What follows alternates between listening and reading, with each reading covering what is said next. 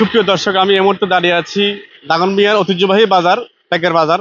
কোরবান আসলেই এখানে ঐতিহ্যবাহী একটি বাজার বসে, খুব অনেক বড় একটি বাজার, লক্ষ লক্ষ গরু ছাগলের হাট বাজার বসে। এই হাট বাজারটি এবারে হাট বাজারটি বসেছে দাগনভূঞা ন্যাশনাল ব্রিকফিল্ড এবং কি শহীদ সালামনগরের অপোজিটে। আপনারা দেখতে পাচ্ছেন এই জায়গাটি খুবই সুন্দর একটি জায়গা ওনারা করেছেন গরু ছাগলের হাট বাজারের জন্য। এটি খুবই সুন্দর, কাদা মুক্ত, একদম ভালো একটা জায়গা করেছেন।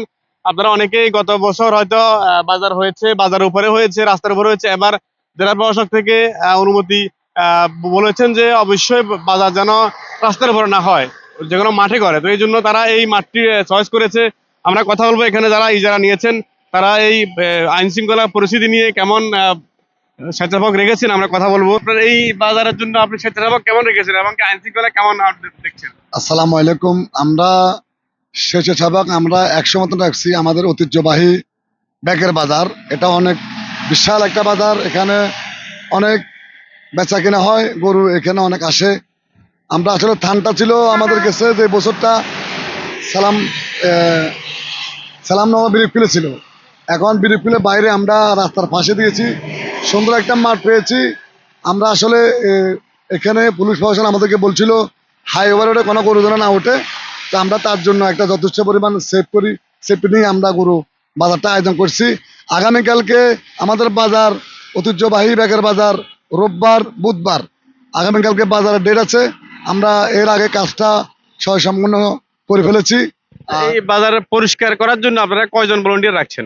আমরা এখানে 100 লোকের মতো রাখছি। আমরা 100 লোকের আমরা মানে কাজ আমরা রাখছি। ওদেরকে কালকে আসলে আমরা সবাইকে এখানে কাজে লাগানো দেবো।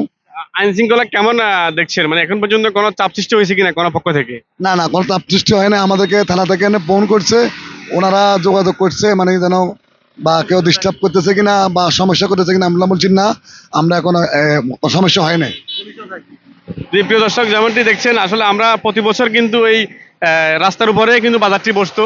তো এই বছর জেলা প্রশাসকের অনুমতিতে তারা এই মাঠে করছেন। এটি হচ্ছে ন্যাশনাল ব্রিকফিল্ডের অপোজিটে, সালামনগরের অপোজিটে। আপনারা দেখবেন বেকার বাজার যাওয়ার পথেই এই বাজারটি পড়বে। তো কালকে অনেক বিশাল একটি বাজার ওনারা আয়োজন করেছে। আপনারা যারা বেকার বাজার থেকে গরু কিনবেন মনে করছেন, তারা অবশ্যই বেকার বাজারে আসবেন এবং কি গরুগুলো দেখে যাবেন। এখানে অলরেডি অনেকে যোগাযোগ করছেন, তারা আসবেন। কারণ এই বাজারটি ঐতিহ্যবাহী বাজার। এখানে প্রতি বছর কিন্তু অনেক হাজার হাজার গরু ছাগল উঠে আমরা দেখেছি। এখান থেকে অনেক গরু ছাগল ক্রয় হয়। আইন শৃঙ্খলা বাহিনীর জন্য রয়েছে আলাদা সুব্যবস্থা।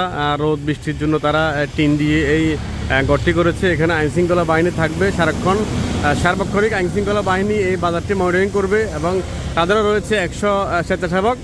সুতরাং এই বাজারটি একদম আইন শৃঙ্খলা খুবই সুন্দর থাকবে বলে আশা করছি আমরা। আপনারা যারা বেকার বাজার থেকে গরু কিনবেন ভাবছেন, তারা অবশ্যই কালকে আসবেন এবং কি এই নিরিবিলি পরিবেশ থেকে বাজার গরু কিনবেন। ধন্যবাদ সবাইকে, ভালো থাকবেন।